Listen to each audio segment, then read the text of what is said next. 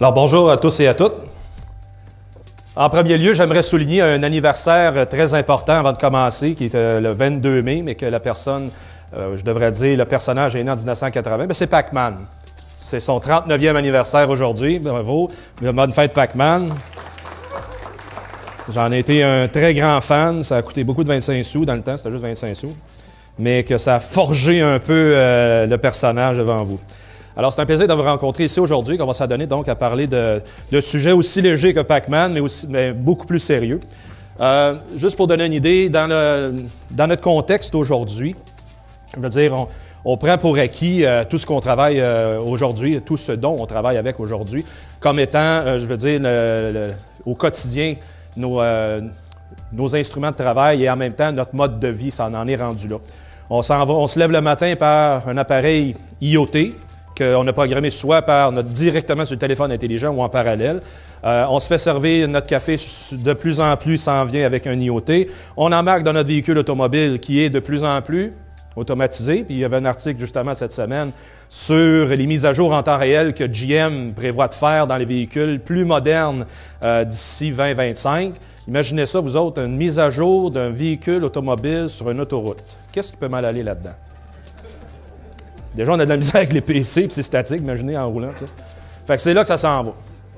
Fait que là-dedans, c'est de comprendre l'écosystème, pour être capable de comprendre dans quoi qu'on travaille et avec quoi qu'on travaille. Et souvent c'est la notion où ce que ça échappe, ou non pas d'une façon indépendante et particulière, mais bien des fois à des organisations dans l'ensemble. Est-ce qu'il est possible de faire avancer le slide du moniteur du milieu? Ah oui? Merci. Donc, après coup, je ne vois pas plus. Les personnes, les procédures, technologies, infrastructures, je veux dire, faut qu'on documente davantage comment est-ce qu'on se sert de notre technologie. Si on en fait simplement un usage au hasard, c'est pas trop rassurant lorsqu'il arrive surtout un incident et surtout quand on veut améliorer le processus. Parce que lorsqu'on améliore le processus, on veut que ça aille mieux, si je peux utiliser ce terme-là, et non pas juste revenir en arrière et refaire 3 pas en avant par après. Ça n'a pas de sens. Donc, il doit y avoir une bonne documentation, mais surtout, où je m'en vais avec mon point, c'est une bonne éducation, une bonne formation des gens dans l'utilisation de ces moyens modernes et surtout compétitifs. Où est-ce qu'on voit la portée quand on dit interne ou externe? Autant dans notre organisation, on se veut de bien travailler avec qu'est-ce que l'employeur nous confie. Et quand on dit « nous confie », je vois souvent passer, vous l'avez sûrement vu vous autres aussi, dire une offre d'emploi qui est mise à disponibilité. On demande à la personne de connaître Office et surtout Windows. Bon, est-ce qu'il y en a qui pourraient me confier s'ils savaient tout ça avant de rentrer dans le milieu de travail, ou bien l'employeur, il vous a gracieusement payé des cours pour apprendre tout ça? La réponse, elle se contredit un petit peu parce que souvent, on se doit d'appliquer sur l'emploi avec les connaissances de base voulues, mais bien souvent, personne ne maîtrise Windows. Et tout le monde travaille avec la suite Office de façon indirecte, et les gens comprennent où cliquer, puis générer un texte, puis peser sur print éventuellement, puis on a le document. Mais personne, j'en connais très rarement parce que lorsque j'ai été témoin de la modernisation de la bureautique, lorsque ça a passé de Windows 5.1 à Office, à Word 3.0, 2.0, dans les années, fin des années 90, là, c'était sérieux, là. Les secrétaires qui connaissaient CTRL, ALT, F8, puis toute la mise en caractère comme ça, codée, je veux dire, c'était des maîtres du WordPerfect, là. Ça, là, je me prosternais devant eux autres.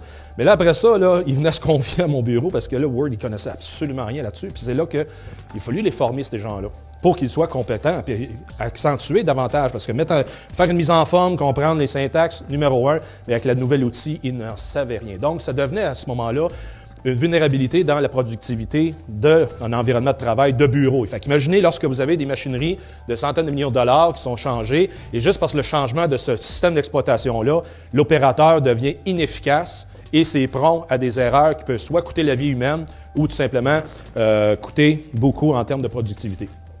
Ce qui nous amène au risque de menaces envers et les menaces contre. Donc, threat to and threats from. C'est des moyens pour être capable de comprendre la menace, elle se situe où et est-ce qu'on est capable d'identifier ces éléments de menace-là qui peuvent nous faire du mal et à ce moment-là, ces menaces-là, ils peuvent faire du tort envers quoi? Pas tort le protocole de routage, mais bien du dommage envers les cibles voulues. Donc, dans ce contexte-là, Est-ce qu'il y en a d'entre vous qui connaissez si vous avez une évaluation de menaces et de risques à jour en dedans de 10 ans dans votre organisation? J'ai mis large à 10 ans parce que c'est rare que c'est un document qui est récent. Et bien souvent, dans le monde des affaires, ça va être connu sous l'aspect financier. Donc, rentabilité de l'entreprise, on va connaître les risques, comment est-ce qu'on va faire la rentabilisation. Mais là, on est dans un air, comme on disait, on s'en va vers l'info nuagique. Parfait. Donc, qui est à jour dans sa topologie d'infrastructure de leur réseau informatique? Vous ne l'avez pas en main, parce que je sais qu'il n'y en a pas beaucoup. C'est une plaie, ça, dans l'industrie, dans les organisations. Et là, quand on demande, bien, vous voulez vous protéger, parce qu'il y a une nouvelle génération de firewall qui apparaît, nouvel système de détection d'intrusion en temps réel, un IPS, IDS, donc je fais référence. Quand il arrive à ces pièces d'équipement-là de détection en temps réel, on veut les mettre sur l'infrastructure où? Et c'est OK, parfait, vous voulez l'avoir, mais c'est envers quoi? Vous voulez vous protéger contre qui et quoi? Donc, dans l'évaluation de menaces et de risques, c'est un processus vivant qui doit à ce moment-là documenter par où qu'on commence et par quelle fin on va finir. Par quelle fin, ça veut dire quel outil on va utiliser pour être capable de minimiser le risque de dérangement dans l'organisation. Fait que si c'est pour vous, entreprise, vous avez été victime d'une attaque de données de services distribuées, une DDoS, bien, ça peut être un load balancer qui peut être intéressant pour mettre en avant-plan pour éviter que vos services tombent down et même diversifier où sont vos points de service. C'est-à-dire peut-être confier ça à une organisation qui a les reins plus solides à soutenir une attaque, plutôt défendre contre une attaque de données de services distribués parce que les plus grandes sont rendues maintenant dans l'ordre de 1,5 terabits par seconde. Ça, c'est 1500 gigabits par seconde qui vient affecter un service d'information. On l'a vu, ça allait affecter 5 grandes banques en Russie. Ça a duré une semaine, ils n'ont pas été capables de se relever pendant ce temps-là. Ça veut dire quoi? Des transactions qui ne passent pas pour être à mesure de servir la clientèle.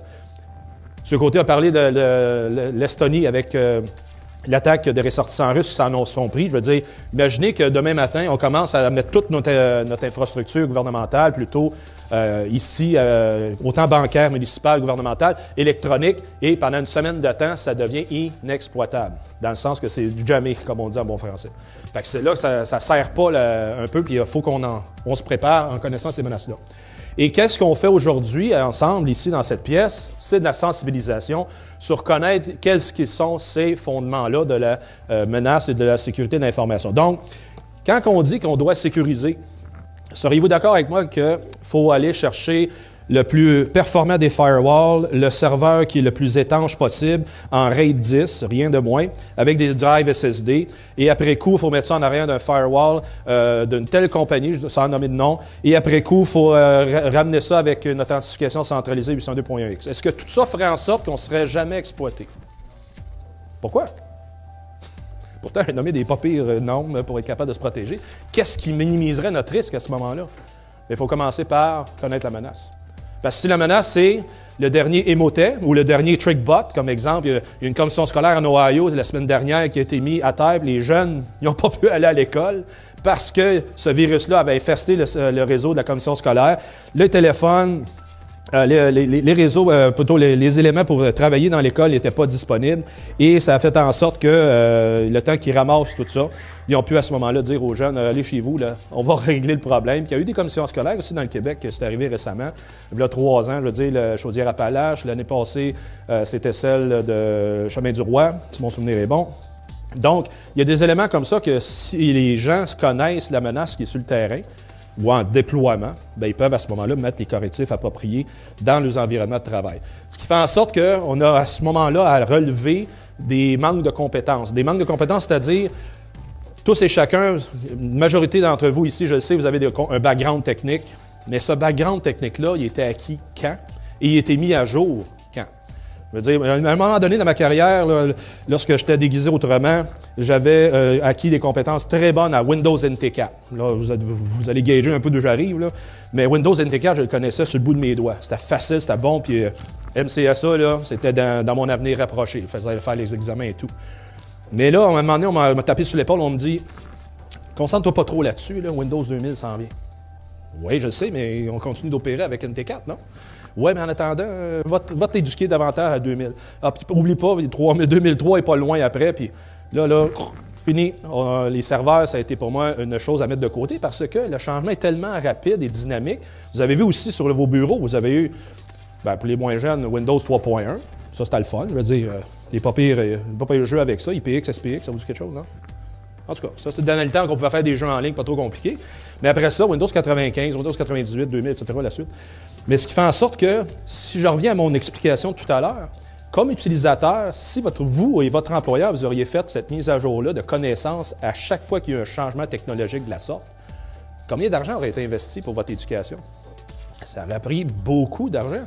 Et les organisations n'ont pas nécessairement tout cet argent-là. Il y a un certain règlement, quelque part, sûrement certains d'entre vous le connaissez, qu'on dévolue un certain pourcentage d'un budget annuel envers la formation des gens. 1%. Ça représente à peu près combien, ça?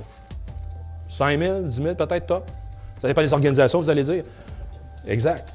Un cours normal de bureautique, ça coupe de 1 000 $. Donc, mettons, typiquement, un employé de bureau aurait 2 cours de formation par année. Donc, si Office, il change en même temps que Windows, donc récemment, vous avez eu Windows 10, qui, s'il n'est pas fait, va être fait, parce que le 1er janvier prochain, pas XP, ça c'est déjà fait, mais Windows 7, il n'y a plus de support officiellement. Donc, il devrait tout le monde migrer à Windows 10, parfait. Ça a changé radicalement, Windows 10 de Windows 7 de XP? Il y a beaucoup de fonctionnalités qui ont changé. Déjà, le look and feel n'est pas le même. Donc, qui va vous donner les trucs où aller? À date, c'est tout le monde entre vous autres, vous aidez. C'est de même que ça se passe. C'est ça qui est dommage. Même affaire pour la suite Office 2019. Donc, qu'est-ce qui est changé? Qu'est-ce qu'on doit travailler avec, etc. Donc, la sensibilité-là, elle est importante, mais surtout les compétences pour être capable d'y arriver dans un avenir assez rapproché et intelligent. Et après ça, on a les outils, les processus en place dans un réseau informatique, ce qui fait en sorte que c'est très important de garder le focus, c'est d'être capable d'être au courant qu'est-ce qui se passe dans le réseau. Un réseau qui n'est pas monitoré, qui n'est pas surveillé, ben c'est un peu de faire de la navigation maritime, mais en faisant ça pour détecter le vent ou ce qui est. Parce que on n'a aucune idée qu'est-ce qui rentre et qu'est-ce qui sort, on n'a aucune idée qu'est-ce qui est en fonction, et surtout pas, on n'a aucune idée qu'est-ce qui se connecte. Les réseaux sans fil, quand ça a commencé au début des années 2000, de façon massive, c'était fantastique parce que, comme vous avez ici dans l'hôtel, puis en passant, c'est Conf Bonaventure, vous avez vu le SSID avec le mot de passe Hôtel 900. Soyez rassurés, le réseau n'est pas chiffré. Donc, il vous donne juste accès au réseau sans fil, mais il y a 0 encryption. Donc, je vais m'adonner cet après-midi à, comme on dit dans bon terme technique, sniffer l'environnement, juste pour voir comment est-ce qu'il y en a qui travaillent sécuritairement ou pas, autrement dit, s'ils chiffrent les communications ou pas. Parce que dans une bonne pratique, ça devrait être, si vous utilisez un réseau souvent dans les hôtels ou dans les environnements publics, chiffrez ça avec un VPN.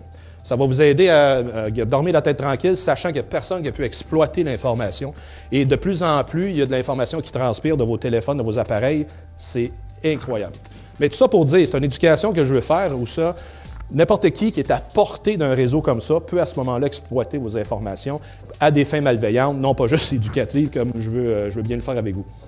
Et après coup, quand on parle d'un plan bien articulé, bien, c'est de faire en sorte qu'on connaît où on veut aller avec nos informations et quoi qu'on veut accomplir. C'est-à-dire, tantôt on parlait de classification d'informations. Est-ce qu'il y en a dans leurs organisations qui peuvent confier ici, qui ont un plan de classification d'informations? Autrement dit, parfait, 2, 3, 4. Vous savez qu'une information, elle est confidentielle pour des raisons bien spécifiques. Elle est privée ou elle est à ne pas diffuser publiquement. Tu sais, c'est des caveats, c'est des identifiants à l'information qui va aider à la manipulation, sa classification et son stockage lorsque ce n'est pas utilisé. Alors que la majorité d'entre vous, vous avez de l'information qui est certainement sensible à vos organisations, mais vous en faites nullement plutôt la classification pour être capable de la remiser à bonne place. La remiser à bonne place, ça veut dire quoi? On mentionnait tout à l'heure que ça circule sur les réseaux commerciaux. Qui est en arrière d'un réseau commercial et qui a accès pour le fun? Donc, est-ce que la donnée qui circule non chiffrée, elle est non interceptable parce qu'on n'envoie pas l'information à la bonne place? Exemple, courrier électronique. Vos courriers électroniques sont toujours en clair, comme une carte postale. Vous virez la carte postale, vous lisez qu'est-ce qui est à l'arrière. Mais il y a des moyens facilement accessibles pour être capable de protéger une confidentialité d'échange d'informations entre deux personnes. Donc, ce n'est pas des choses impossibles, disponibles, que si notre plan d'entreprise, c'est de garder un certain décorum à l'information qui n'a pas d'affaire à être mise en public, bien, elle reste en privé. Et ce qui a diffusé public devient public et non pas le contraire, malgré nous. Donc, il y a des statistiques intéressantes ici que j'aimerais vous partager, que ça va à l'encontre, ça va pas à l'encontre, ça va dans le fond, comme je disais tout à l'heure, 74%. Ça, c'est des statistiques qui vont suivre de IBM, de 2018, oui. Facteur qui détermine les dépenses en sécurité. En appliquant les meilleures pratiques, selon IBM, les recensements qu'ils ont fait, 74% des organisations appliquent les meilleures pratiques de l'industrie, considérant qu'ils ont les bons budgets. Alors qu'ici, on a en second lieu, 69% des mandats de conformité sont confiés à partir de l'organisation. Donc, ça vient dans le haut de l'organisation, donc les directeurs, les dirigeants d'entreprise qui vont à ce moment-là confier le mandat. On a à ce moment-là les professionnels qui vont y aller avec cette statistique-là, souvent d'une initiative professionnelle. Cette initiative-là professionnelle, rappelez tout à l'heure, je disais, il fallait avoir une certaine compétence. Bien, certains vont aller se certifier par le programme de certification professionnelle, que ce soit CISA, CISSP, ou même des certifications techniques des fabricants. Bien, ils vont comprendre les meilleures pratiques à appliquer et ils les appliqueront pour, encore une fois, garantir, pas nécessairement le job, mais que le travail est bien fait dans les organisations et de cette façon-là, assure une bonne continuité. Et ils peuvent prendre congé de temps en temps et non pas juste travailler 20 heures par jour. Fait que ça, c'est une bonne affaire.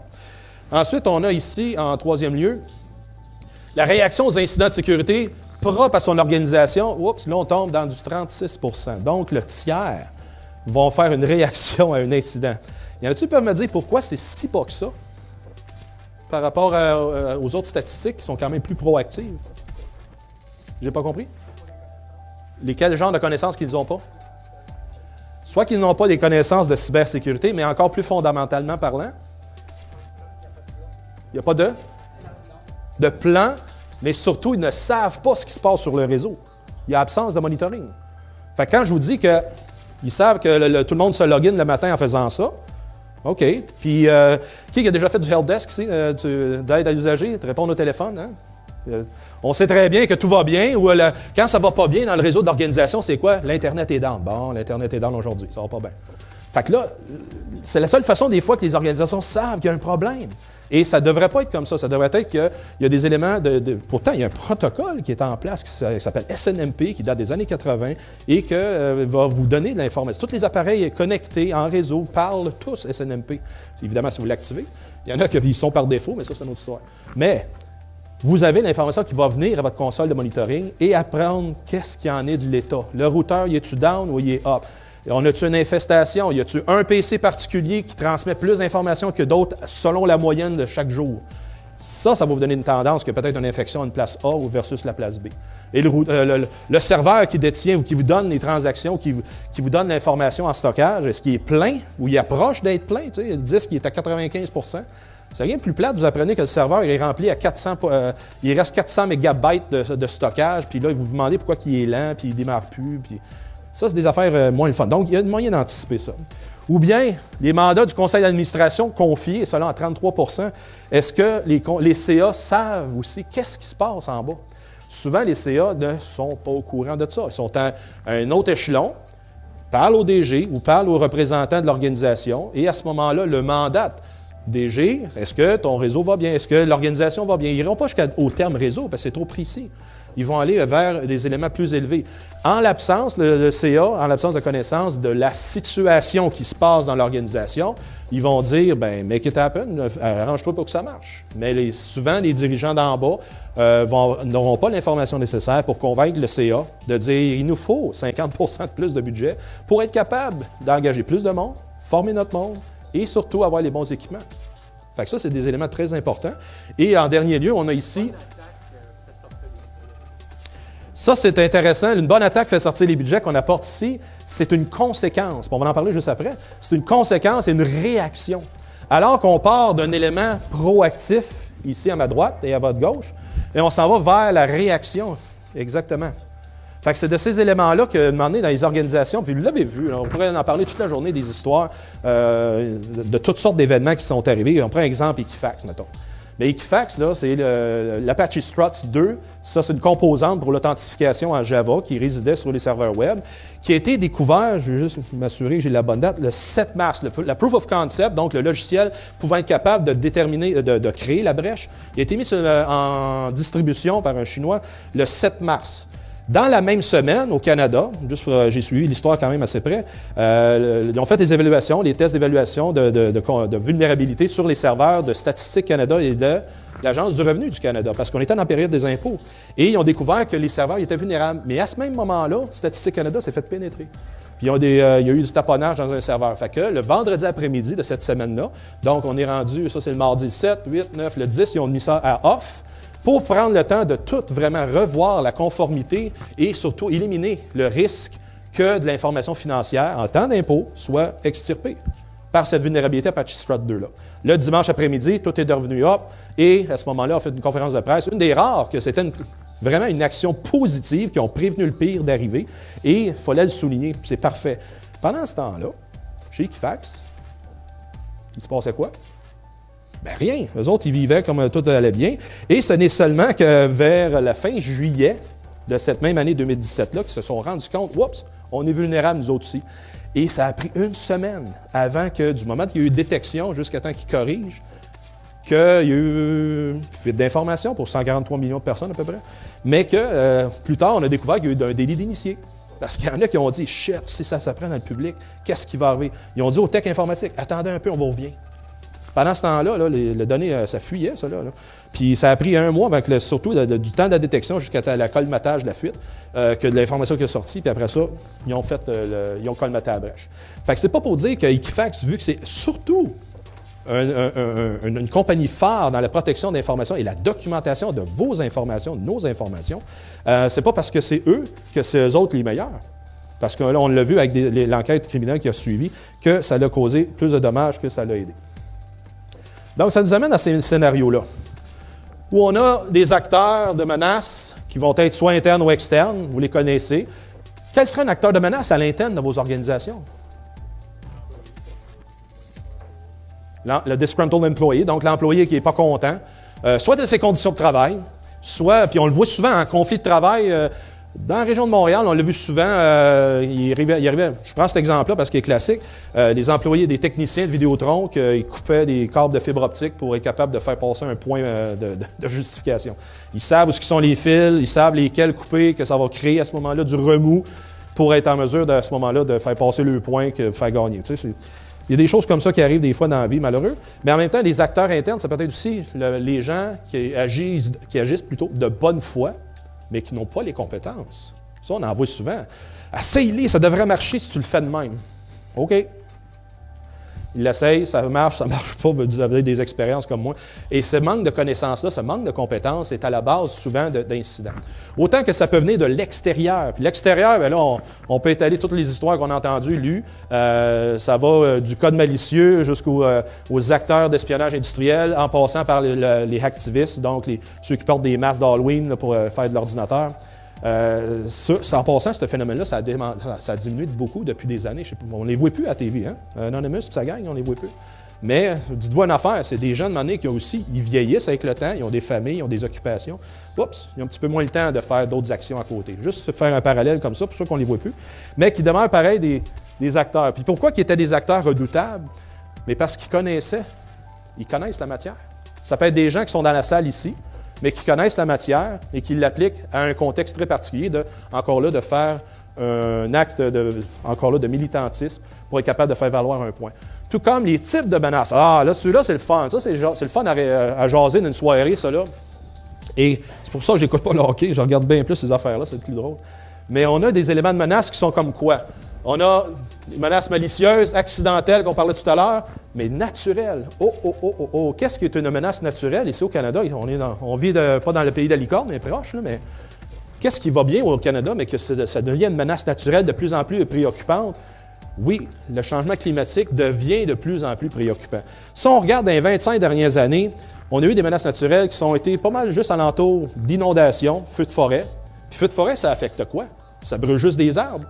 Ouais, mais qu'est-ce qui passe dans les airs à des milliers de kilomètres d'ici? Bien, les lignes de transmission. Quand vous avez un feu de forêt, le fumée crée un environnement ionisant et quand ça s'en va en densité sur les lignes électriques, ça coupe les lignes électriques. Et il y en est arrivé des pannes à Montréal ici par rapport à des feux qu'il y avait dans la région de la baie James. Donc, plus qu'il y a de feux de forêt, puis ça a commencé déjà dans les prairies. Là, ça annonce que ça va faire chaud ici. Donc, peut-être qu'on va avoir d'autres troubles avec ça. Mais aussi, en 98, on a vécu pendant 20 quelques jours ici du verglas qui a vraiment mis à terre l'infrastructure essentielle. Plusieurs, d'ailleurs. Ensuite de ça, quel autre qui s'en vient des changements climatiques qui va faire en sorte que ça va être une grosse menace naturelle envers notre way of life, notre mode de vie?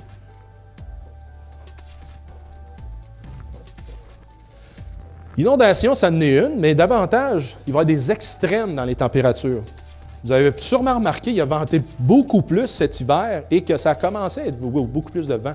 Donc, il y a peut-être une refonte à faire, une pensée ou un travail sur comment est-ce qu'on bâtit nos trucs, mais surtout, on a une infrastructure qui est toute aérienne. Et de plus en plus, les poteaux sont vieillissants. Les poteaux, il y en a qui sont là, ça fait 30, 40, 50 ans. Fait qu'on devrait avoir un petit peu de poteaux, des fois, qui vont peut-être canter d'un bord ou de l'autre parce qu'ils sont vieillissants et ça va être du fix on failure. Donc, il y a des pannes à prévoir. Ça, c'est garder en tête et à ce moment-là, il faut bâtir une infrastructure résiliente en fonction qu'il y aura des pannes. On est chanceux, on a un seul fournisseur d'électricité au Québec, mais en même temps, ça devient une faille parce que si le seul fournisseur d'électricité travaille de la même philosophie, de la même façon, ça va toujours être fix on failure, malheureusement. Il n'y aura pas trop de préaction, mettons. La seule préaction qu'Hydro-Québec a faite dans les années dernières, c'est la ligne RTL des cantons pour s'assurer qu'il y avait une boucle qui était redondante alentour de Montréal et ne pas être dépendant de 2 lignes, 3 lignes même qui ont tombé lors de 98. Et après quoi, on a des événements. Bien, les événements, c'est les conséquences. Hein, les conséquences qui sont, on regarde ici juste quelques-uns, divulgation d'informations, interruption, donc les délits de service. Le vol d'informations avec divulgation d'informations, c'est étroitement relié, mais on a quoi pour ça? On veut dire, qu'est-ce qu'on a pour se protéger? On a certains logiciels techniques, oui, mais si on a l'absence de classification d'informations, bien à ce moment-là, l'information qui est à protéger correctement devient disponible rapidement parce qu'il n'y a pas de protection additionnelle qui a été mise envers cette information-là qui est dite plus sensible. Hein? D'informations croustillantes, on aime ça. On a encore Instagram, là, qui a une mauvaise configuration d'un container Amazon la semaine dernière, que ça a fui l'information particulière et quand même assez sensible d'influenceurs sur Instagram pour un nombre de 50 millions. OK. Quand même, ça en serait 50. On élimine le million, là, mais juste pour 50 personnes que les informations personnelles et confidentielles auraient fui sur Internet quand que le monde n'est pas supposé de le savoir. C'est tannant un petit peu. Mais là, on multiplie ça par 50 millions. Imaginez, au gouvernement du Québec, au gouvernement du Canada, nos données publiques, normalement qui est gardée au privé de l'environnement gouvernemental, bien, ça va être impartitionné dans l'entreprise privée parce que c'est plus performant. On l'a dit tout à l'heure, les data centers sont beaucoup plus performants, mais avec un simple bout de papier, on garantit la sécurité. Je sais pas, je vous amène à réfléchir, juste avec un bout de papier, ça va être sécuritaire. La sécurité comme telle, elle devrait être programmée par, encore une fois, des humains, et c'est là que, des fois, ça va dérailler. Donc, on peut, à ce moment-là, avec les ressources, bien, quels genres de ressources, les atouts qui vont contribuer à un scénario de risque, bien, c'est de prendre connaissance et surtout de s'assurer que dans les processus, les installations, les informations, les applications sont dûment bien documentées et bien entourées. Je posais la question tout à l'heure, quelle était aussi la grandeur, ou plutôt ceux qui étaient au courant, l'infrastructure, elle est structurée comment, et avez-vous un plan à jour? Trop souvent, dans les entreprises que j'ai été appelé à l'intervenir, on me disait, voici, j'en ai un. Et l'entreprise a 15 ans, le plan datait d'il y a 10 ans. Au moment où ils ont mis en place l'infrastructure informatique, au moment où ils ont conçu. 10 ans plus tard, je veux dire, ça change. Vous le voyez sur une base régulière. Vous aussi, votre travail change et il y a des différences qui sont quand même assez notables. Et si c'est mal documenté, par où vous voulez commencer à régler un problème? Quand il y a problème? Et il y aura problème. Après coup, dans le temps, ça affecte qui pour combien de temps, mais ça prend combien de temps aussi à s'en sortir? Donc, les plans de recouvrement en cas de désastre, le plan de continuité des activités, c'est important qu'il y en ait un, mais que trop souvent, c'est absent des environnements. Autrement dit, quand la hit the fan, autrement dit, quand ça commence à dérailler sérieux, tout le monde est en mode réaction, tout le monde est en mode faut éteindre le feu le plus vite possible, parfait, mais on l'éteint comment? Puis après ça, on se relève de ces événements-là malheureux comment? On mentionnait tantôt qu'il y a eu des inondations à certains endroits. Puis j'affectionne beaucoup la Beauce. J'ai eu beaucoup de temps à passer là-bas à un moment donné. Et pourtant, la rivière Chaudière, elle déborde à chaque année. Puis il y a encore des business qui s'installent proche de la rivière Chaudière. Puis ils essaient de traiter ça comme étant une exception. Mais pour moi, c'est assez régulier. La région de Saint-Hyacinthe, d'où je viens, dans les années 70, systématiquement, la rivière de Yamaska débordait dans le centre-ville de Saint-Hyacinthe. Tout le bas de la ville était inondé complètement. Bien, maintenant, les politiciens et surtout les résidents, ils ont dit « Hey, là, c'est assez, là. Parfait. » Ils ont fait une grande palissade d'auto, 2 km de palissade qui ceinture le centre-ville et qui a minimisé justement qu'il n'y ait plus d'infiltration d'eau dans les commerces et dans les résidences. Donc, c'est une protection physique qu'il fallait qu'il y ait parce que les industries n'étaient plus capables de produire. Il y avait vraiment un arrêt de production. Donc, de plus en plus, ça va être quelque chose à regarder pour minimiser ce qu'on appelle le downtime. Donc, s'assurer que tout le monde peut reprendre. Et la facilitation que l'on a aujourd'hui, bien, on a du télétravail qui est possible. Hein? On peut tous se connecter à distance parce que la connectivité est quand même assez fiable et rapide. Mais est-ce que c'est viable pour une industrie donnée? Donc, s'il y a de la manufacturation, du télétravail, ça ne fera rien dans l'équation. Donc, il faut s'assurer que l'infrastructure physique est à jour et à ce moment-là, assurer qu'il y a moins de temps possible est perdu dans le travail. Ceci dit, il y a un très bon livre ici que j'ai eu l'occasion d'affectionner. Vous avez une question, excusez?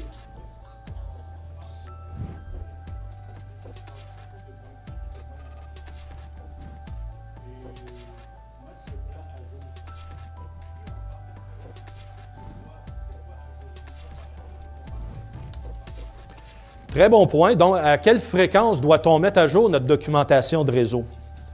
La réponse, elle est, je vous dirais, à chaque fois qu'il y a un changement. Ça serait by the book. Autrement dit, on change le type de serveur, on change des cartes réseau, on met à jour à ce moment-là, peut-être pas le code. Je veux dire, le code à l'intérieur d'un firewall, c'est tel que tel. Il faut à peine qu'il soit documenté par un processus de request for change, exemple, un RFC. Donc là, à ce moment-là, une trace, qu'est-ce qui a été changé, quand et par qui. Parfait. Maintenant, dans la topologie, bon, bien, on a changé le modèle de commutateur, de switch, puis là, on est rendu avec un modèle 48 ports avec des ports PoE, donc pour donner de l'électricité sur les points d'accès sans fil, les téléphones, etc. Ça, c'est un changement important. Donc, changement qui est plus fort, autrement dit, la switch en termes de capacité, mais surtout, elle dégage plus de chaleur. Donc, est-ce que ça, dans cette chaleur-là, on a assez de BTU à refroidir? Donc, chaque pièce d'équipement va générer une chaleur dans la pièce. Et on a-t-il assez de tonnage en termes de climatisation pour être capable de baisser ça à 20 degrés C et 50 d'humidité? Donc, si c'est mal documenté, puis continuellement, il y a de l'équipement qui est racké. Comme on sait, un rack, c'est 42 U. 42 U, c'est à peu près 1,5 pouce. Donc, vous pouvez mettre potentiellement 42 serveurs par rack. Vous en avez 30 dans votre salle. Ça dégage combien de BTU? Pour être capable de déterminer, bien, il me faut 20 tonnes de climatisation. Présentement, j'en ai juste 10. Oups! Ça veut dire qu'il y a peut-être des fans qui vont rouler plus vite que d'autres ou plus souvent. Ça donne des cas où si vous ne documentez pas, les gens, de façon aveugle, rajoutent du matériel. Vous avez un peu la réponse à votre question. Il vient le temps après ça qu'il faut troubleshooter par où que l'intrusion est arrivée, alors qu'il y en a qui ont rajouté des points de connexion extérieurs parce que le sans-fil est sur le même subnet, parce que le sans-fil il est mal géré ou il est mal sécurisé. Si vous avez votre topologie, vous devriez savoir, hein, ça devrait aller dans une DMZ à partir du firewall, donc complètement à part, avec des règles d'accès très bien déterminées. Donc, ces éléments comme ça, aussitôt que vous changez quelque chose à la topologie, vous devez à ce moment-là modifier votre documentation pour qu'elle suive.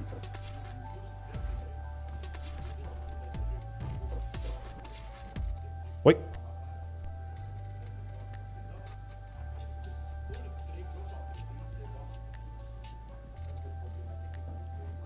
Oui.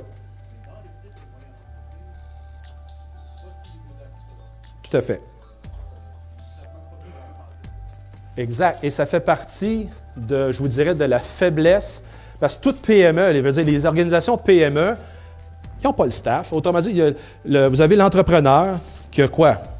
5, 10, 50 employés à gérer, une structure quand même assez raisonnable, fait en impartition à faire affaire avec une organisation pour être capable de travailler le matériel informatique, pas de problème, mais à l'intérieur, sa dynamique d'entreprise change et il va se concentrer à ce que ça demeure rentable le plus possible. J'ai pas compris?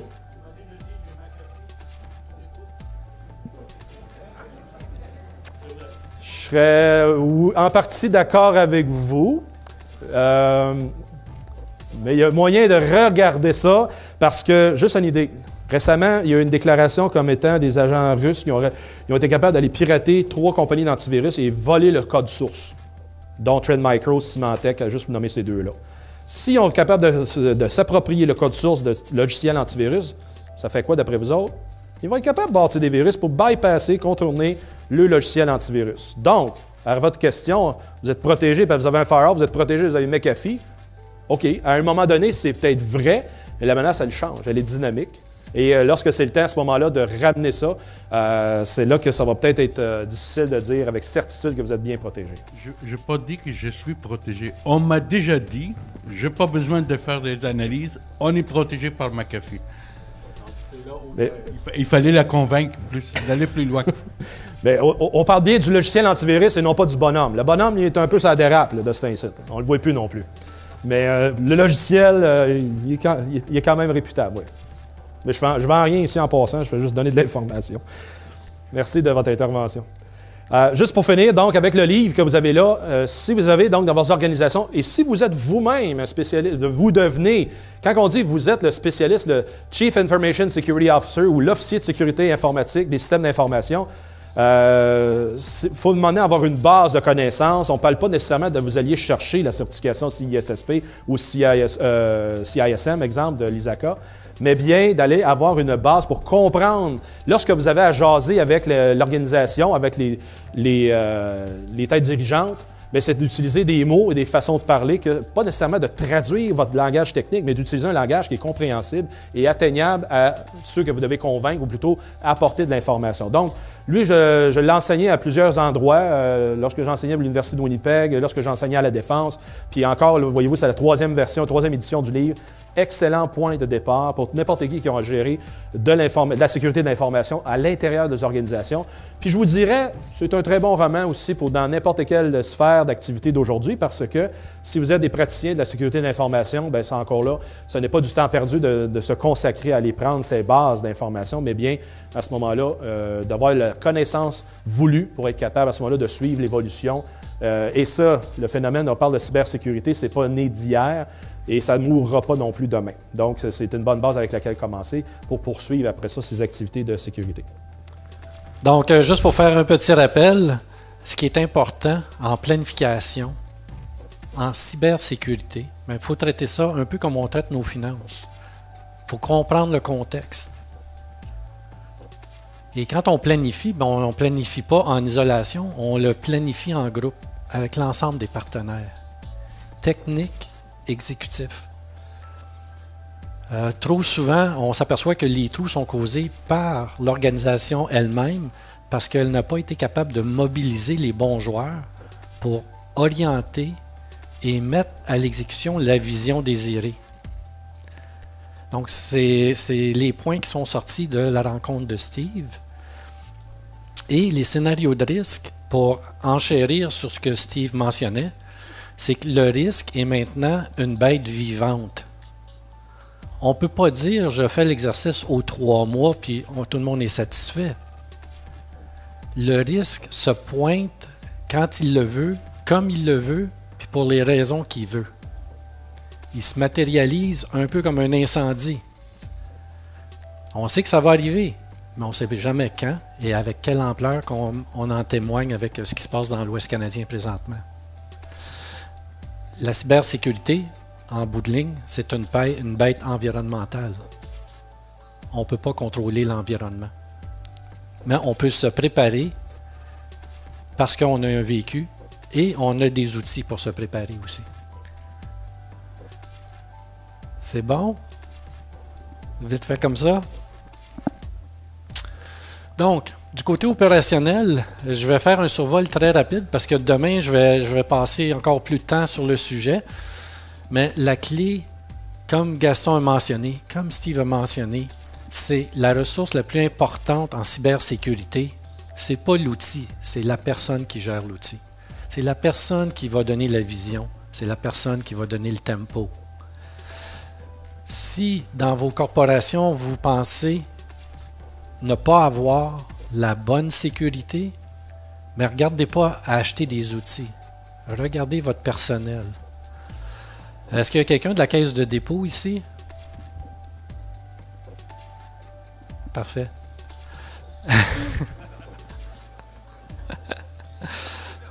Il était supposé, oui. Non, dans mon plus jeune âge, j'ai fait des audits à la Caisse de dépôt et j'ai été impressionné par Michael Sibia. Michael est une personne qui est très, très réceptive. Très, très, très réceptive et très sensible. Donc, j'avais une rencontre avec Michael pour 15 minutes pour parler justement de la cybersécurité, puis ça a duré 2h30. Il a repoussé des réunions. Et ce que je disais à Michael, c'est un peu ce que je viens de vous dire. C'est que la clé du succès en cybersécurité, là, c'est pas la technologie, c'est pas nos infrastructures, mais c'est vraiment les personnes qui gèrent tout ça. Et quand je l'ai informé que j'avais audité son conseil d'administration, il a levé ce dos. Donc, on a eu un débat sur en quoi consistait un bon conseil d'administration en 2005. Et j'ai mis beaucoup d'emphase sur le contexte connaissance organisationnelle et vocationnelle de l'organisation et qu'une personne clé dans l'organisation fait le lien avec ses besoins en sécurité. Physique, logique, tout le tralala. Quelle vision, quelle image on veut donner? Quelle image de sécurité veut donner la Caisse de dépôt? Pas juste à son organisation, mais aux différentes organisations qui investissent des argents. Puis démontrer une belle fiche aux contribuables québécois qui sont la Caisse de dépôt. Donc, en bout de piste, quand on a eu passé tous ces thèmes-là, il était très, très heureux d'avoir compris que la cybersécurité, c'était pas une affaire de techie, mais c'est une affaire de business. De bien comprendre notre risque, de bien le gérer et surtout de ne pas dormir dessus. Donc, en dedans de 48 heures, il a revu le positionnement de son conseil d'administration. Il a assigné un nouveau poste au conseil d'administration et il a promu une personne à l'interne qui avait les connaissances en informatique et en sécurité pour engager le reste du conseil d'administration à œuvrer dans ce sens-là. Et aujourd'hui, la Caisse de dépôt, elle n'est plus sur le radar. Au niveau de cybersécurité, ils ont bien compris les enjeux et travaillent de façon quotidienne à s'assurer que tous les lacets sont bien attachés. Donc, si vous avez la chance de parler avec Michael Sibia, s'il vous plaît, lui demander comment il a réussi à sécuriser ces environnements-là, qui aujourd'hui sécurent plus de 300 milliards de nos actifs. C'est une petite histoire on the side, mais c'est pour mentionner que la cybersécurité, ça commence avec le président, les exécutifs. Puis il faut avoir une bonne vision. Si la vision se perd, ben là, on achète des lunettes. C'est bon? Fait que ça, c'est mon point principal. Les processus. Toute bonne sécurité va être bien intégrée dans les processus existants. Souvent, les corporations vont faire des processus en cybersécurité. Donc, ils vont avoir un processus de sécurité, mais ils vont l'intégrer de façon mitigée dans leur organisation. Il ne faut pas avoir peur. Il faut entrer cette variable-là qui est comment on se protège et à tous les niveaux dans tous nos processus. Donc, à tous les fois qu'un processus a un intrant ou un extrant, il faut se questionner, est-ce que l'intrant est valide et est-ce que l'extrant est requis? Maintenant, on a tellement d'informations, puis tout le monde veut de l'information, qu'on en perd notre latin. Comment on s'assure que l'information que le monsieur a demandée à travers un processus est requise pour son travail? Est-ce que ça va apporter une valeur ajoutée à l'entreprise? Ou ça va l'exposer? C'est toutes des questions qu'on doit se poser. Donc, quand on parle de processus, c'est un peu ce qu'on a en tête dans le mode opérationnel. Donc, je ne veux pas que les gens fassent un exercice d'analyser leur processus, mais c'est de se questionner au quotidien quand ils voient un processus, voient un chiffrier sortir. Est-ce que ce chiffrier-là devrait sortir? Est-ce que tous ces gens-là devraient voir ce fichier-là? C'est une question puis une réflexion continue. Donc, on veut s'en aller et s'orienter vers un réflexe et non pas une étape. Les technologies. Présentement, on sait que c'est la guerre des technologies. Tout peut arriver et c'est très, très dur de monitorer ce qui se passe. Encore là, dans un cas présent, ce qui est important, c'est d'avoir des bons instruments de vigie et surtout, encore là, une bonne personne qui peut bien s'assurer que la technologie qu'on a rencontre les besoins des visionnaires et les besoins de sécurité technologique, de performance, de qualité de service, ainsi de suite. Donc, c'est un questionnement qui doit se faire à tous les jours. J'ai passé 2 ans au bureau du premier ministre à Ottawa, puis après ça, 1 an sur la colline parlementaire pour rectifier le tir au niveau des technologies. Le gros problème, c'est que c'était le free-for-all. On avait des vendeurs qui arrivaient de tout azimut pour vendre des logiciels très compétents, mais il manquait ce que j'appelle la portée. Donc, on a dû établir un comité de revue avec une portée pour évaluer est-ce que ces instruments-là, ces outils-là, ces nouvelles façons de faire-là ont leur place au bureau du premier ministre. Et après 2 ans, on est arrivé à un bon processus de vérification et de vigie continue qui sont gérés par 3 ministres qui supportent le bureau du premier ministre et qui viennent d'azimuts différentes. Par la suite, on a fait la même chose sur la colline parlementaire. Et c'est pour ça qu'il y a eu plusieurs travaux dans les dernières années pour protéger physiquement et logiquement la colline parlementaire. Donc, on voit que la cybersécurité, même le dirigeant peut influencer la technologie. Mais il doit comprendre le processus et surtout qu'il ait les bonnes compétences au niveau du personnel. Présentement, des gens comme moi, il en manque 2 millions sur la planète. Des gens comme Steve, il en manque 3 millions parce que lui, c'est un bon gars. Ce que je veux dire, c'est qu'on n'est pas assez et il faut vraiment faire un travail d'équipe. Et ça ne s'en va pas en s'améliorant. Puis vous allez le voir un peu plus tard aussi. Et là, le dernier joueur, c'est l'infrastructure. Hier, j'étais avec une compagnie et puis franchement, ils m'ont réveillé. Parce qu'on met beaucoup de protection autour des données, beaucoup de protection autour des serveurs, mais on ne protège pas le cœur de ces systèmes-là, qui est leur alimentation. Donc, on s'en vient avec des risques additionnels, avec les instabilités créées par le changement climatique sur nos sources d'alimentation, tout le pouvoir. On le voit avec les crues d'eau, les pics, les réserves d'électricité, les réserves d'eau. Des moments donnés, on doit laisser partir de l'eau. Tout ça fait en sorte que ça a un impact sur les systèmes de contrôle de l'Hydro-Québec. Donc, ça va influencer le client qui a son petit router, hein, Frédéric, à la maison, où il y a des pics de courant qui vont faire en sorte que ce router-là peut se déprogrammer. On a vu la démonstration hier de mon côté. Fait que ça devient intéressant de regarder ces côtés-là, les côtés infrastructure aussi. C'est-à-dire que ce n'est pas parce que vous avez un UPS que vous êtes protégé. On est rendu encore plus loin que ça. Ce qui m'emmène au niveau opérationnel de parler de la consolidation des informations. J'ai eu la chance de travailler chez Bombardier. J'ai fait de l'architecture au niveau du cockpit. Donc les 3 sections de l'avion, le cockpit, le centre d'information et le cargo. Et on a dû mettre vraiment des ségrégations et on a fait quelque chose pour les pilotes qu'on devrait revoir aussi en sécurité. Donc c'est l'intégration de ces informations-là pour donner une seule vue. Donc les compagnies aériennes dépensent des millions, des milliards, peut-être moins chez Boeing.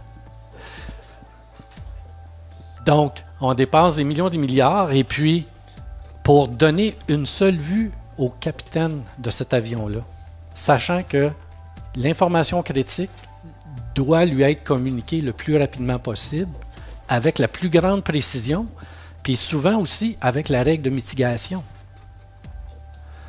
En cybersécurité, on est loin de là.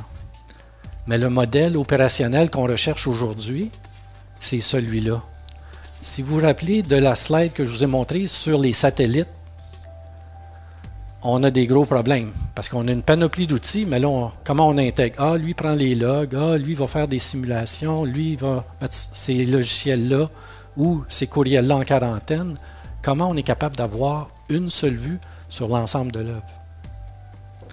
Le domaine automobilier a compris ça et s'en vient, comme on dit, avec des mécanismes où le capitaine du véhicule va pouvoir même décider s'il prend le volant ou pas.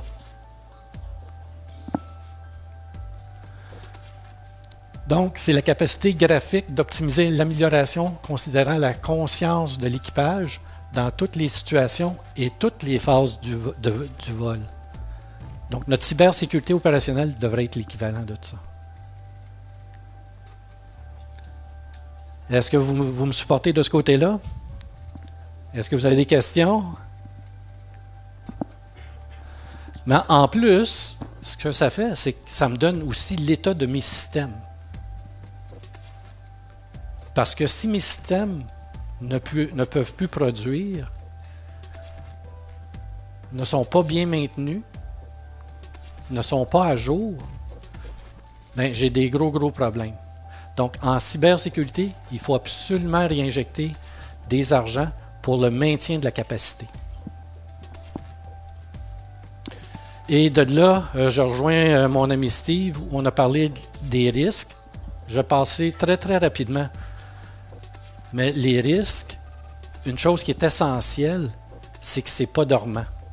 On doit toujours le réévaluer et on doit faire une vigie des risques par rapport à nos vulnérabilités puis par rapport à nos règles de mitigation.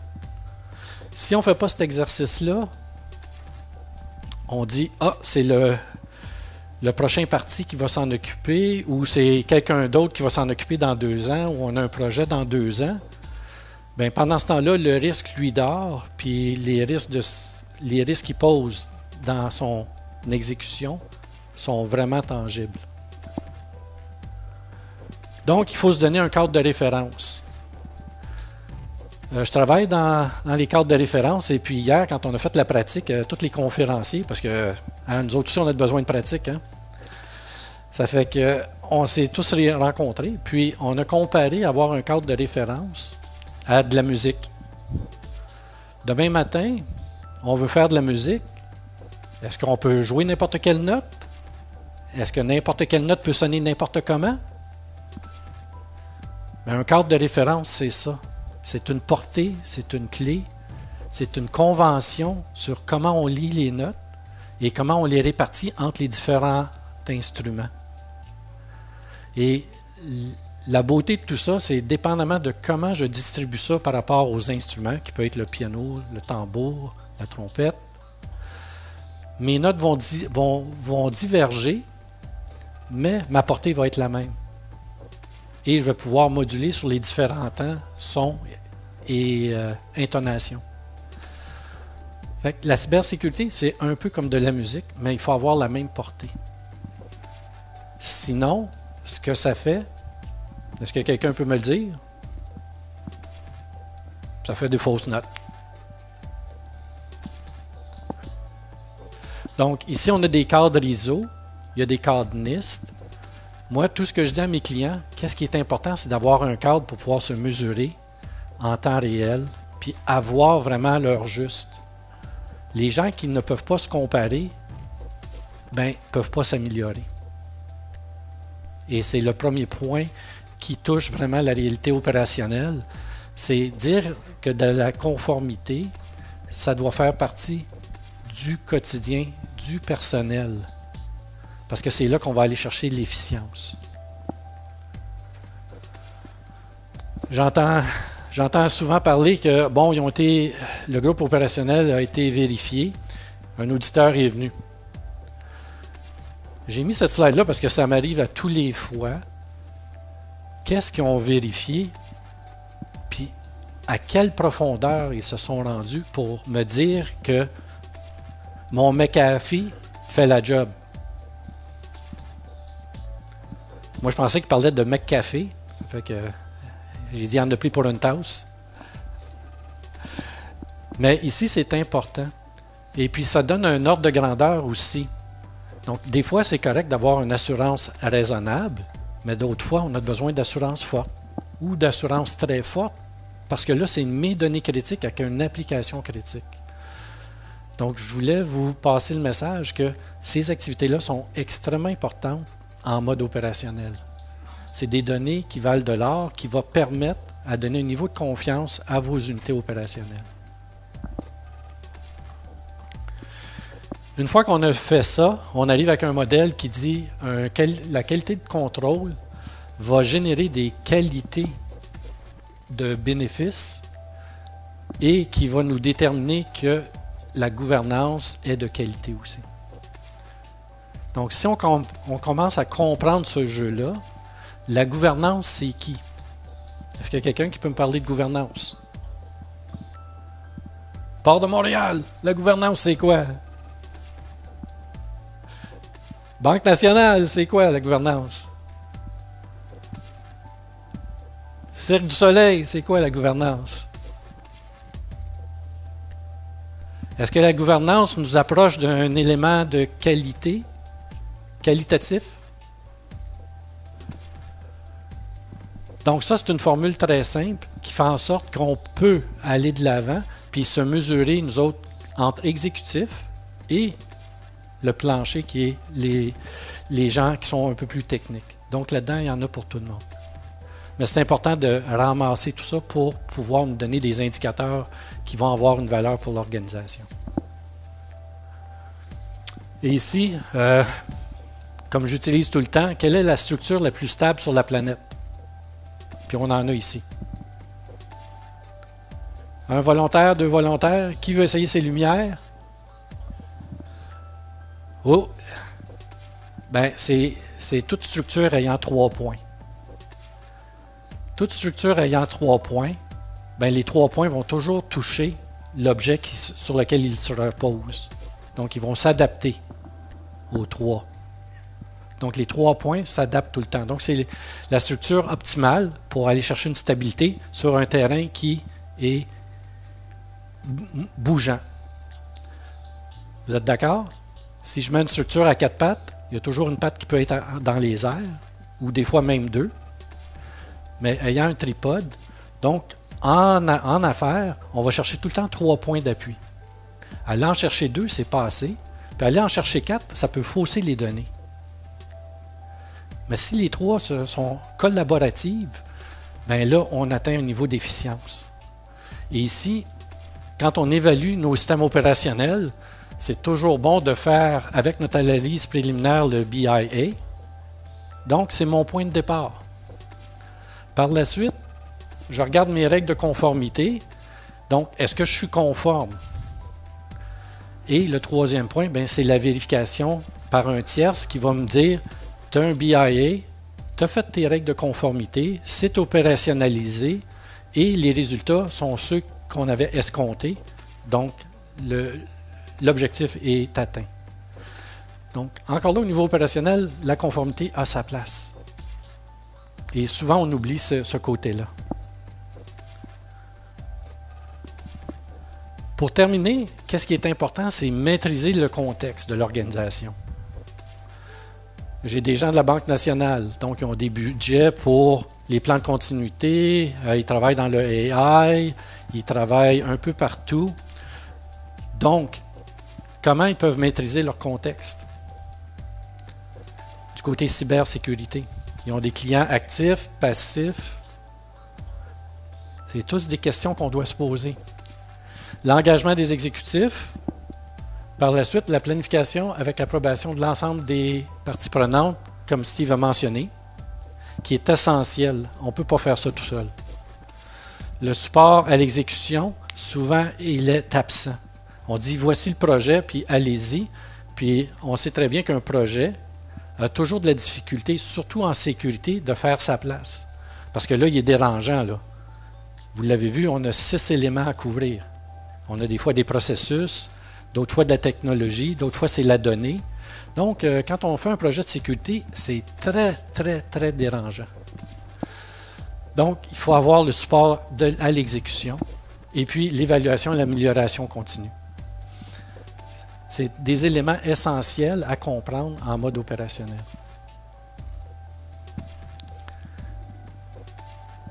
Donc, est-ce que vous avez appris quelque chose? Moi, j'ai appris une chose, vous n'êtes pas trop parlant. Hein? Donc, si vous n'avez pas de questions, moi, j'en ai peut-être une pour vous, mais je vais la garder pour plus tard.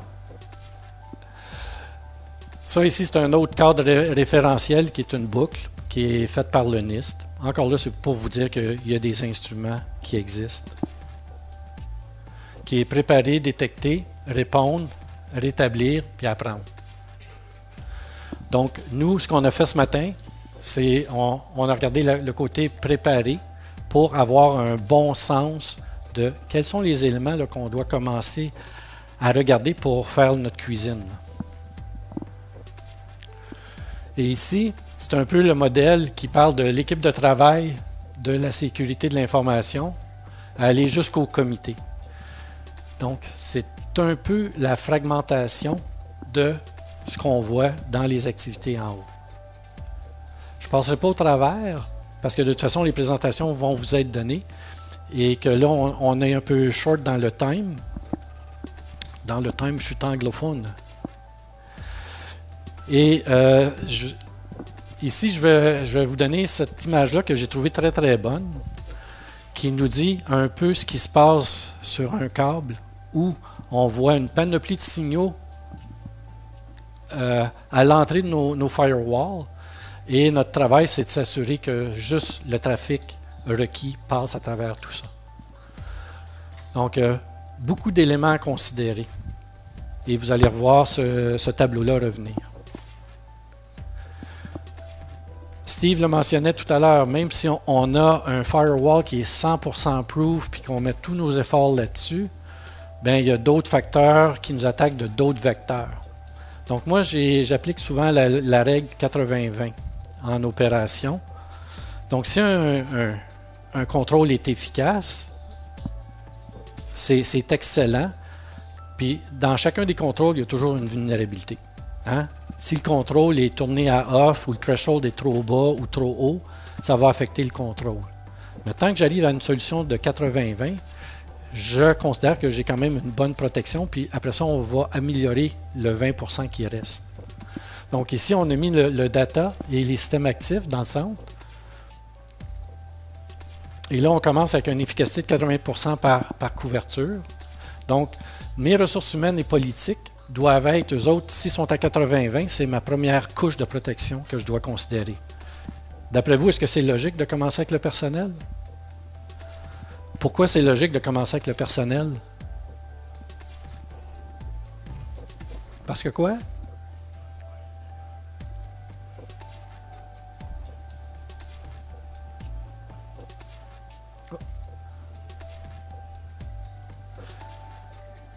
Exactement.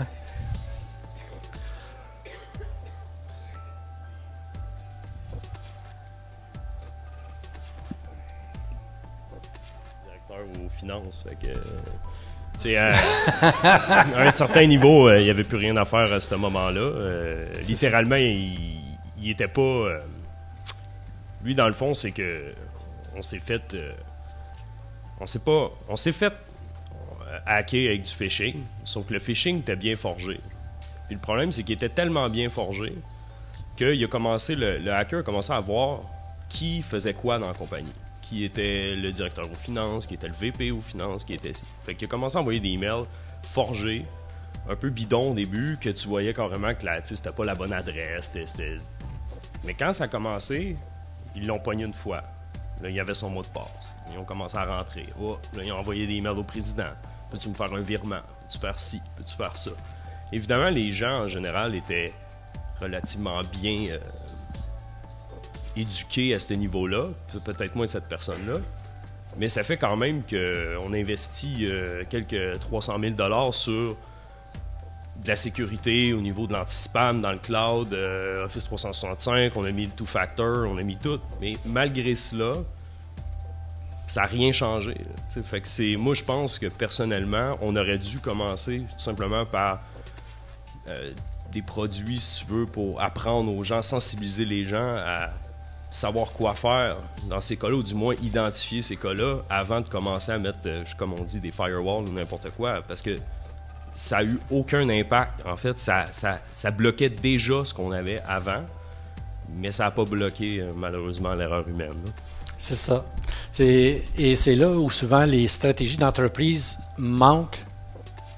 On appelle ça le low hanging fruit, qui est le personnel. Parce que si le personnel, c'est ma plus grande vulnérabilité, bien, elle peut devenir ma plus grande règle de mitigation aussi.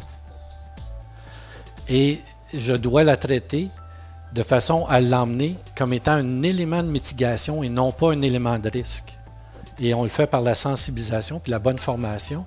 Puis des fois, un petit outil qui va aider à faciliter la compréhension puis l'exécution là, de ce qu'il fait.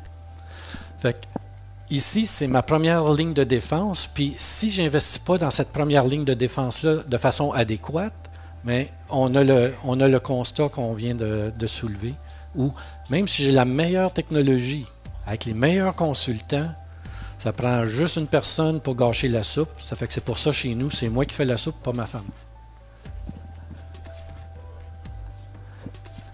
C'est bon? Ça fait que c'est l'élément important qu'on veut souligner ici.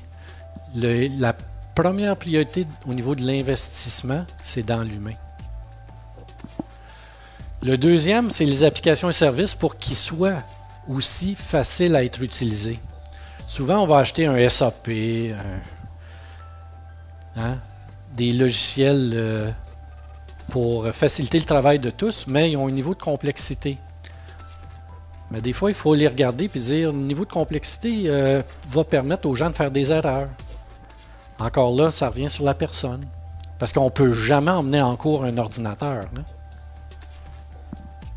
Vrai? On va tout le temps dire que c'est la faute de quelqu'un. Donc, c'est le point important à se rappeler. Mais là, vous voyez, si je regarde les ressources humaines, les politiques, les applications et les services, s'ils sont bien intégrés, ben, je suis déjà une bonne réduction de mes risques. Un des auteurs que je vais vous montrer a mis l'emphase sur le fait que l'État américain a manqué le bateau. Manqué le bateau parce qu'ils ont assumé, quand ils faisaient l'architecture, qu'elle n'allait jamais être frappée. Donc, tous les concepts qui ont été enseignés depuis les années 80 dans les universités, c'est bâtir une architecture, bâtir un système, bâtir une application qui soit opérationnelle. Mais ils n'ont jamais intégré la sécurité. Donc, dans ces années-là, on avait le thème qui disait Design with Security. C'est drôle aujourd'hui, ce qu'on entend de plus souvent, c'est Security as a Design. Donc, le paradigme a complètement changé. Puis c'est bon pour nous, mais il est trop tard. Donc là, on a des pots cassés à réparer. Mais c'est juste pour vous dire que, encore là, c'est la personne qui doit avoir l'empowerment de pouvoir dire, moi, je fais du security as a design et non pas design with security.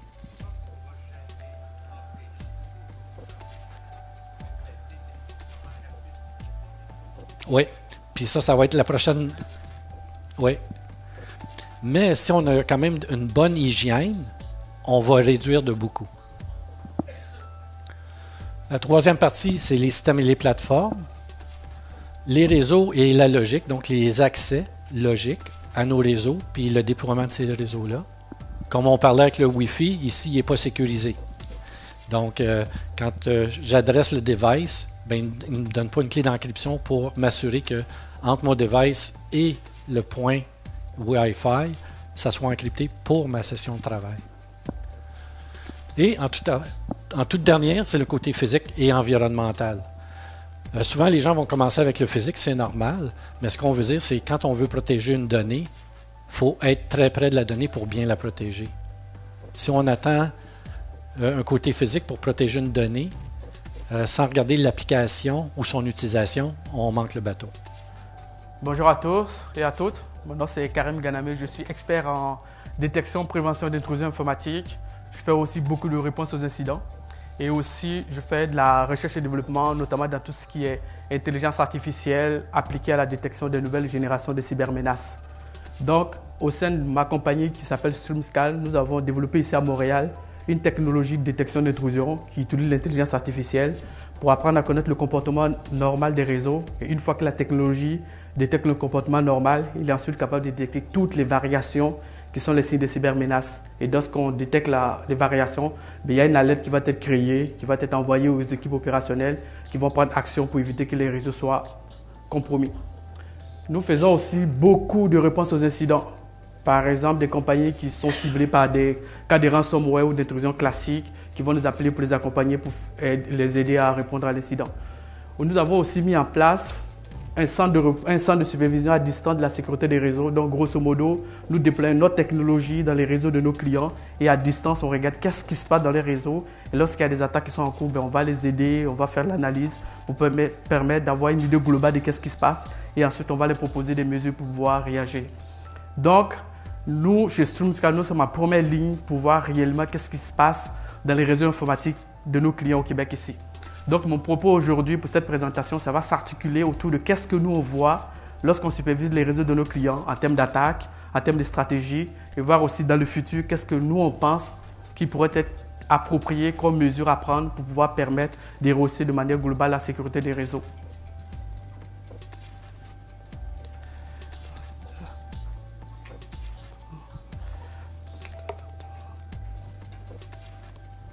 Donc, avant de commencer ma présentation, j'aimerais savoir parmi vous, est-ce qu'il y a des gens qui ont été personnellement ciblés par un piratage ou qui ont été victimes de piratage dans la salle? OK. Est-ce qu'il y a des gens qui travaillent dans des compagnies qui ont été ciblés par un piratage? OK. Parce qu'en fait, dans les statistiques, on parle du principe qu'en 2018, au Canada, environ 30% des compagnies ont été ciblées par des piratages. Donc, en fait, nous, dans le contexte où on travaille, ce qu'on observe souvent, c'est que dans le domaine de la cybersécurité, il y a une grosse fragmentation au niveau des expertises et des outils. C'est dû notamment au fait que sur le marché, il y a, par exemple, en termes de protection des réseaux, il y a plusieurs couches de sécurité, il y a plusieurs aspects à prendre en compte. Et pour ces aspects, il faut avoir pour chacun d'eux une expertise, ce qui fait qu'en sorte que c'est très, très difficile aujourd'hui d'avoir sur le marché un analyste en sécurité ou un conseiller qui a toute l'expertise nécessaire pour pouvoir gérer la sécurité des réseaux. Je prends par exemple le cas de la réponse aux incidents. Un expert en réponse aux incidents, ça va être quelqu'un qui est capable dans un réseau de pouvoir identifier qu'il y a une attaque qui est en cours, qui va prendre l'événement en charge, qui va l'analyser et ensuite proposer des mesures adéquates pour pouvoir traiter l'événement de bout en bout. Par exemple, pour celui qui est responsable de la protection des données, c'est quelqu'un qui va être capable en interne de pouvoir identifier quels sont les différents types de données qu'une entreprise détient, identifier ensuite quelle est la valeur réelle de ces données-là, et puis ensuite proposer des mesures qui permettent de les protéger en fonction de leur importance. Et aussi pour tout ce qui est gestion de vulnérabilité, en général, ça va être des processus et des procédures en place qui vont s'appuyer sur des technologies qu'on va appeler des scanners de vulnérabilité, qu'on va utiliser en général pour balayer les réseaux de manière périodique, pour identifier quelles sont les vulnérabilités en place. On va ensuite contextualiser les vulnérabilités pour voir est-ce que dans le contexte de l'entreprise en question, est-ce que ça s'applique, est-ce qu'on va baisser le niveau de sévérité pour ensuite les appliquer selon un certain niveau de priorité dans le cas où il y a une urgence de les appliquer. Donc on voit là qu'il y a une panoplie d'expertise dans le domaine de la sécurité. Et malheureusement, sur le marché aujourd'hui, ce qu'on constate en termes d'expertise, Sylvain en parlait tout à l'heure, il manque 2 millions de personnes qualifiées en termes de cybersécurité. Mais la réalité, ce que nous on observe au quotidien, c'est que même parmi le nombre de spécialistes qu'on a aujourd'hui, on est dans une dynamique d'armée qu'on va considérer comme étant constituée à 90% d'officiers et 10% de soldats. Les soldats, en fait, c'est ce qui manque le plus parce que dans les réseaux, nous on en voit souvent des compagnies qui déploient des outils de sécurité ou qui mettent en place tout un cadre de gouvernance de la sécurité, mais qui travaillent avec des spécialistes entre guillemets de la sécurité qui n'ont jamais mis la main à la pâte, qui n'ont aucune idée de qu'est-ce que c'est qu'une attaque ou d'intrusion, qui ne savent pas du tout comment réagir en cas d'attaque, mais qui quand même vont proposer des mesures de protection à ces compagnies-là. Donc lorsqu'un incident survient, souvent c'est le choc parce qu'on s'est dit, tiens, on a travaillé avec un expert en sécurité qui nous a dit clairement que c'était telle mesure appliquée, on l'a appliquée et puis là on s'est fait avoir par un pirate informatique. Donc, ce qu'on observe aussi en termes de type de cybermenace, on constate que jusqu'à 80% des attaques que subissent les entreprises aujourd'hui s'appuient sur des scénarios qui sont connus. Souvent, ça va être des scénarios qui existent depuis les années 2000, pour lesquels on a des signatures, on a des modèles qui existent, qui sont reproductibles, mais quand même, elles continuent encore de marcher lorsque les réseaux de compagnies sont ciblés. Pour la simple raison que, dans plusieurs cas, les compagnies ne mettent pas en place des mesures nécessaires, par exemple, pour appliquer les patchs de sécurité. Dans certains cas, on a des systèmes très désuets qui sont même plus supportés par les fournisseurs, notamment Windows XP, Windows 2003. Et lorsqu'il y a une nouvelle vulnérabilité qui sort, malheureusement, il n'y a plus de patch. Et ce que nous, on constate aussi souvent, c'est que lorsqu'un système d'exploitation est vers sa fin de cycle de vie, en réalité, les vulnérabilités qui sont trouvées par les pirates ne sont plus diffusées. C'est très important pour eux parce que dès que le système est désuet, l'éditeur ne fait plus sortir de patch. Donc la valeur de la vulnérabilité qu'il a trouvée devient beaucoup plus chère sur le marché. Et puis en ce moment, ça se vend sous le manteau, ça se retrouve entre les mains du crime organisé qui peut l'exploiter pour pirater les réseaux informatiques. Et aussi, dans les 80% des attaques qui ont des signatures qui sont connues, la bonne nouvelle ici, c'est que les impacts vont concerner autour de 20%. Donc, ça s'explique par le fait que lorsque l'attaque a lieu, en général, beaucoup d'outils de sécurité existants sont capables de les détecter. Et lorsqu'ils les détectent, les équipes, à partir du moment où il y a des procédures qui existent, qui sont bien documentées, les équipes opérationnelles sont beaucoup plus alertes. Elles vont réagir beaucoup plus facilement pour pouvoir contrecarrer l'incident dans des délais qui sont très courts. Et aussi, ce qu'on constate, c'est que dans 20% des cas, les équipes TI ou les équipes de sécurité sont diminuées parce que c'est des attaques de nouvelle génération qui vont utiliser des algorithmes très complexes ou des modèles de fonctionnement qui sont très difficiles à détecter, de telle sorte que lorsqu'elles arrivent dans les réseaux, les outils en place ne sont pas capables de les détecter. Et on estime en moyenne qu'en 2018, par exemple, les entreprises mettaient autour de 195 jours à se rendre compte qu'elles ont subi un piratage.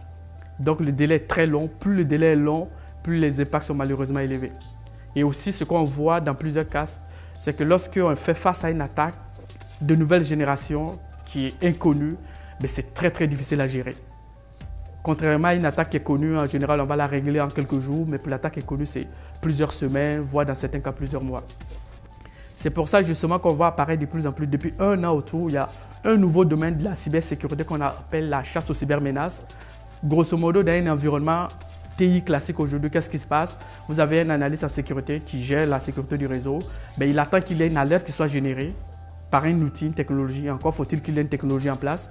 Lorsque l'alerte est générée, l'analyste en sécurité prend l'événement, il l'analyse pour voir qu'est-ce qui s'est passé. Aujourd'hui, ça ne tient plus la route. Avec le métier de chasseur de cybermenaces, vous avez quelqu'un qui a l'œil constamment dans les réseaux. Dans notre jargon, on les appelle des gratteurs ou des renifleurs de paquets. Ça va être des gens qui vont être constamment dans les réseaux, qui vont observer tous les mouvements suspects dans les réseaux. Ça pourrait être, par exemple, une machine qui n'a pas l'habitude de se connecter dans la nuit. On voit une connexion qui sort, puis l'analyste en question pense qu'il y a quelque chose qui ne va pas, il prend l'événement en charge, il essaie d'analyser en profondeur, il se rend compte que peut-être sur la même machine, dans l'historique, il y a une autre action qui s'est déjà passée, et ensuite il va mettre tous ensemble pour voir est-ce qu'il y a des fortes chances que, mis ensemble, l'ensemble de ces événements permet de créer quelque chose qui pourrait avoir un impact sur la compagnie. Donc on change de paradigme. Il y a quelques années, on était dans un modèle très réactif, on attendait qu'il y ait un incident ou un événement qui soit levé. Avant de réagir, aujourd'hui, il faut aller de l'avant, il faut réagir en amont pour détecter, par exemple, tout ce qui est douteux avant que ça se produise. Aussi, quand on parle avec les compagnies, c'est très drôle parce qu'on constate que la perception du pirate informatique n'a pas beaucoup changé. Dans les années 2000, on voyait toujours une personne qui était cagoulée quelque part dans un sous-sol, hyper humide, qui passe 24 heures sur 24, son temps à chercher des vulnérabilités dans les réseaux pour essayer de les exploiter. Et souvent, quand je pose la question à certaines personnes IT, on me dit qu'en fait, la perception qu'on a des pirates, c'est qu'on pense que l'expertise nécessaire pour être un pirate informatique est tellement pointue qu'à travers le monde, on devrait avoir juste quelques milliers. Parce que ce n'est pas à la portée de tout le monde. Et aussi, plusieurs compagnies pensent que la plupart des piratages sont ciblés. C'est-à-dire que lorsque vous êtes victime d'un piratage, il y a forcément quelqu'un qui ne vous aime pas, quelqu'un qui vous en veut, ça peut être la concurrence, ça pourrait être un ancien collègue, toujours est-il qu'il y a quelqu'un qui ne vous aime pas et qui décide de vous pirater. Alors que ce que nous on observe, lorsqu'on surveille à distance la sécurité des réseaux, c'est que la réalité est complètement différente. Nous voyons pratiquement que la majeure partie des attaques aujourd'hui sont réalisées par des robots. Ça va être des machines infectées, qu'on appelle couramment dans le domaine des zombies, qui scanne tout Internet à la recherche de d'autres machines vulnérables pour pouvoir se propager. Et les nouvelles machines contaminées reprennent le cycle, ainsi de suite, jusqu'à ce qu'il y ait plusieurs machines qui soient compromises. En 2017, je me rappelle, en fait, ce qu'on observait, c'est que par jour, on avait en moyenne entre 15 et 20 millions de machines infectées à travers le monde qui scannaient tout Internet pour essayer de trouver des vulnérabilités propagées. Aujourd'hui, avec l'accélération de l'utilisation de l'Internet des objets, en 2018, par exemple, on s'est rendu compte que le chiffre a pratiquement triplé. Plus de 60 millions de machines par jour infectées qui scannent. Donc, on voit que quelque part, ça devient de plus en plus complexe. Il y a beaucoup plus de facilité. Il suffit que vous ayez une machine qui soit vulnérable, que vous la connectez dans un réseau et que vous ne prenez pas les mesures nécessaires rapidement pour la sécuriser pour que, malheureusement, un incident puisse arriver chez vous. Et aussi, ce qu'on voit dans le domaine du piratage informatique, c'est que on constate qu'il y a une grosse structure qui se met en place et de plus en plus structurée. On voit par exemple des machines qui scannent tout Internet, qui vont trouver des vulnérabilités avec des machines qui vont ensuite sortir des listes qui vont être revendues à d'autres groupes de crimes organisés qui ont peut-être besoin d'élaborer des attaques beaucoup plus ciblées. Et aussi, les attaques qui sont ciblées, contrairement à ce qu'on pense, ça constitue la très faible majorité des attaques. Mais ce qui est complexe dans ce genre de situation d'attaque ciblée, c'est que pour quelqu'un qui veut vous pirater, elle s'en donne toujours les moyens. Ça va être quelqu'un qui va analyser votre contexte, qui va apprendre à vous connaître. Tout à l'heure, il y a quelqu'un qui parlait d'une fraude. Nous, on a déjà eu, par exemple, un cas d'une compagnie où le président de la compagnie était en voyage en Asie. Le pirate le savait. Il a élaboré son attaque. Il en a profité pour envoyer des courriels à des personnes clés de la compagnie pour les informer que le président en question, en Asie, était sur le point de faire une transaction d'achat d'une nouvelle compagnie. Donc, par conséquent, il fallait faire un virement de 100 000 $. Et le virement est passé. Aussi, on constate qu'aujourd'hui, aucune structure n'est à l'abri des piratages informatiques. Quoi que vous fassiez, un jour ou l'autre, vous allez être victime d'un piratage. Donc, le plus important ici, c'est de se préparer en amont, avoir des technologies en place, avoir de la sensibilisation du personnel, s'assurer que lorsque le jour où vous allez cibler, vous allez être capable de réagir rapidement. Aussi, on pense toujours que la fraude ne frappe jamais au même endroit. En termes de piratage informatique, avec les clients qu'on travaille, on se rend compte que la fraude frappe pratiquement toujours au même endroit. Parce que lorsque vous subissez une intrusion informatique et que le pirate vous contacte, qui vous demande de payer une rançon, dès que vous payez la rançon, le message que vous les envoyez, c'est que vous êtes un pigeon et que vous êtes prêt à payer pour tout le monde. Donc, en général, dans l'écosystème des pirates informatiques, ça se parle beaucoup. Vous allez voir le groupe qui vous a piraté, qui va transmettre l'information à d'autres groupes, qui vont ensuite vous solliciter parce que si vous avez payé pour un pirate, il y a de fortes chances que vous payez pour un autre. Et aussi, on a constaté que dans certains cas, le pirate qui demande le paiement de la rançon, une fois qu'il reçoit la rançon, il essaie de pirater d'autres réseaux. Quand il n'y arrive pas, il revient encore à la charge. Il demande par exemple de repayer encore une autre rançon, faute de quoi l'information du piratage va être divulguée sur les réseaux sociaux. Et on le sait tous, il n'y a aucune compagnie aujourd'hui qui a envie d'apparaître sur les médias sociaux comme ayant été victime d'un piratage. Donc, autre aspect que nous on observe aussi au quotidien, c'est qu'on a une explosion du nombre de cybermenaces. En 2013, lorsque chez StromScan, nous avons commencé à travailler sur l'esquisse de notre solution de détection de breaks de sécurité, nous avons beaucoup parlé avec les éditeurs d'antivirus. Et ce qu'on s'est rendu compte, c'est qu'en moyenne par jour, ces éditeurs d'antivirus, déjà en 2013, recevaient 200 000 fichiers par jour qui étaient potentiellement des virus. Donc, l'antivirus que vous avez en réalité, pour chaque virus qui est détecté, ces éditeurs d'antivirus mettaient en place un environnement d'analyse qu'on appelle les sandbox. Et pour chaque fichier exécutable qui est identifié par jour, on lui donne 3 minutes d'analyse. Ça, c'était en 2013. En 3 minutes, on exécutait le fichier, on voyait comment il se comportait. Est-ce que la machine sur laquelle il était exécuté était infectée? Est-ce qu'il y a des fichiers qui étaient supprimés? Et en 3 minutes, on prenait une décision. Si en 3 minutes, le fichier en question ne montrait pas un comportement qui laissait penser qu'on a affaire à un virus, on le mettait de côté et on considérait qu'il était sain. Et en 2016, on est passé à 1,8 million de nouveaux virus détectés par jour. Évidemment, les éditeurs d'antivirus ont dû se réajuster. On est passé de 3 minutes d'exécution par item à 30 secondes par item. Et on a constaté à ce moment aussi que les outils malicieux ont commencé à être beaucoup plus intelligents. Ils sont capables aujourd'hui, par exemple, pour ceux qui sont très sophistiqués, de réaliser qu'ils sont dans un contexte ou dans un environnement où on essaie de les analyser. Donc, ils détectent les paramètres et ils refusent de s'exécuter. Donc, s'ils refusent de s'exécuter, ce qui va arriver, c'est que les unités d'antivirus vont les mettre de côté. On va partir du principe qu'ils sont sains parce que, évidemment, leur objectif est de pouvoir détecter le maximum de virus possible. Et l'année dernière, on est passé à 3 millions de virus détectés par jour. Donc aujourd'hui, ce n'est plus réaliste pour les éditeurs d'antivirus de pouvoir continuer à créer des signatures pour chaque élément qui va être créé. Donc, on voit qu'à ce niveau déjà, il faut changer de paradigme. La perception de la gestion de la sécurité opérationnelle doit être revue. On va passer maintenant d'un modèle classique qui est basé sur la détection par signature vers d'autres modèles qui vont être basés sur la détection de comportements déviants, donc notamment via l'intelligence artificielle. On va être capable de pouvoir analyser juste un seul virus et d'être capable de détecter la plupart de ces variantes. Et ce qu'on constate aussi dans tout cet écosystème de virus qui n'arrête pas d'accélérer, dans plus de 70% des cas, les nouveaux virus qui sont créés sont des variantes du virus qui sont existants. Aujourd'hui, il est possible de s'inscrire par exemple sur certains sites, de pouvoir télécharger des fichiers. Pour ceux qui s'y connaissent assez bien, on peut récupérer un fichier exécutable d'un ransomware, l'ouvrir, entre guillemets, tomber sur son code source, en hexadécimal par exemple, de pouvoir le modifier puis de réinjecter. Donc, on prend une variante, on le modifie, ne serait-ce que d'ajouter juste une seule ligne, ça fait un nouveau virus qui est créé. Et si la signature des antivirus existants n'existe pas pour le détecter, malheureusement, il suffit de l'envoyer sur Internet et puis il y a certains systèmes qui vont être infectés. On constate aussi que les outils de sécurité qui sont mis en place, qui existent aujourd'hui sur Internet, qui permettent aux compagnies de pouvoir valider les niveaux de sécurité, aussi utilisés par les pirates. Par exemple, il y a un site qui est très connu qui s'appelle Virus Total, où lorsque vous détectez un fichier douteux dans votre réseau, vous pouvez l'injecter dans Virus Total qui va l'analyser, qui va vous dire, tiens, est-ce qu'on a affaire à un virus ou pas? Les pirates, qu'est-ce qu'ils font? Lorsqu'ils développent une nouvelle génération de virus, ils utilisent aussi ces plateformes-là pour les tester. Parce que derrière Virus Total, on a pratiquement une cinquantaine d'antivirus qui vont analyser le fichier, qui vont retourner le verdict. Donc ces pirates-là, pour chaque nouvelle génération qu'ils créent, ils le soumettent à ces plateformes, qui les analysent. Et si leur virus est détecté comme étant malicieux, ils vont continuer à l'améliorer jusqu'à ce qu'il ne soit pas détecté par ces plateformes-là. Et dès qu'il n'est plus détecté, ils les envoient sur Internet, ce qui leur donne une grosse chance de pouvoir passer à travers les mailles du filet. Donc, quelques observations par rapport à ce qu'on voit aussi dans les compagnies, c'est que l'humain reste le maillon faible de la sécurité.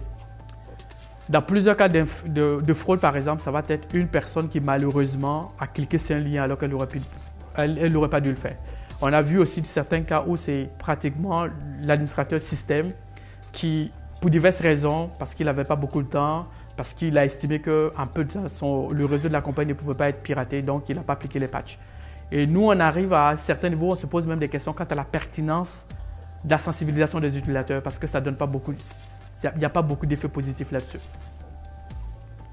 Donc, pour le sentiment de sécurité, plusieurs compagnies pensent aussi que le fait d'avoir un antivirus et un firewall en place est suffisant. J'en conviens, dans les années 2000, c'était tout à fait suffisant, mais aujourd'hui, avec la sophistication des cybermenaces, ce n'est plus réaliste. Et aussi, on constate que plusieurs compagnies ont des outils, des technologies qui sont désuètes. Par exemple, des technologies qui ont été déployées dans les années 2000, qui utilisent que des signatures, qui sont encore en place dans les réseaux. On a l'impression que ça fonctionnait avant, donc ça devrait continuer à fonctionner. Et plusieurs attaques passent par les mailles du filet.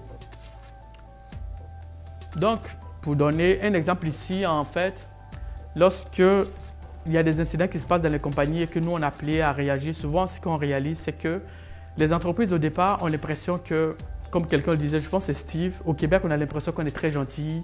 Au Canada, on est gentil, on ne comprend pas pourquoi on peut être ciblé par des cyberattaques. Quand on arrive dans les compagnies qui sont ciblées par des attaques, souvent ce qu'on constate, notamment au niveau des équipes IT, c'est qu'au début, on nous dit toujours, tiens, la première machine a redémarré, on a vu à l'écran un message qui demande de payer une rançon. On a cru que c'était une blague, jusqu'à ce que la deuxième machine qui redémarre, plus la troisième, et là, on se rend compte que c'est un problème. Je vais citer le cas, par exemple, d'une compagnie où nous avons intervenu, une compagnie en 3000 employés, qui a subi une attaque par ransomware. Le pirate demandait de payer $300 000 de rançon. La compagnie n'était pas préparée. Elle avait l'impression, la première fois qu'on les avait rencontrés, ils disaient qu'ils avaient des processus en place et qu'ils étaient prêts à réagir. Mais ça restait théorique parce que la simulation, ce qui arrive dans beaucoup de compagnies, on le constate aussi. On fait beaucoup de simulations. Bon enfant, tout le monde est content, on rigole dans la salle. Et lorsqu'on sort de là, on pense qu'on est prêt, alors que le jour qu'il y a un incident, il y a un facteur qu'on oublie, c'est le choc qu'on va recevoir lorsqu'on va être face à cette situation-là. Lorsque vous recevez une demande de rançon de $300 000 et que vous êtes responsable IT et que vous devez décider, est-ce que oui ou non on paie la rançon ou on refuse de payer la rançon, ben, ça devient une décision qui est très difficile à prendre. Donc, ce qu'on voit dans beaucoup de cas, c'est que les équipes de sécurité en général vont tâtonner au début, essayer de régler le problème. Et lorsqu'elles vont se rendre compte que c'est très, très difficile de régler la situation, ben, c'est là qu'elles vont aller chercher de l'aide extérieure. Et dans beaucoup de cas d'ailleurs, les compagnies vont passer pratiquement 2 jours à essayer de régler le problème jusqu'à ce que quelqu'un dans la salle, parce que quand on est trop focus sur un problème, dans un contexte qu'on n'a pas prévu, ben, on perd le contrôle de la situation. Il suffit qu'à un moment, ben, ça patauge et quelqu'un dise dans la salle, ben, tiens, qu'est-ce qu'on fait? Et puis là, tout le monde se réveille et on se dit, ben, tiens, c'est une bonne idée. Justement, qu'est-ce qu'on fait? Et puis là, on réalise qu'il faut aller chercher de l'aide extérieure. Et puis cette aide-là, en général, elle va arriver lorsqu'il y a beaucoup de dégâts. Et aussi, ce qu'on voit, c'est qu'une fois que l'incident est réglé, à la fin, on va toujours chercher des coupables. Il y a la haute direction qui se pose des questions toujours, à savoir, ben, on ne comprend pas pourquoi notre réseau a été un passoire et personne ne l'a dit.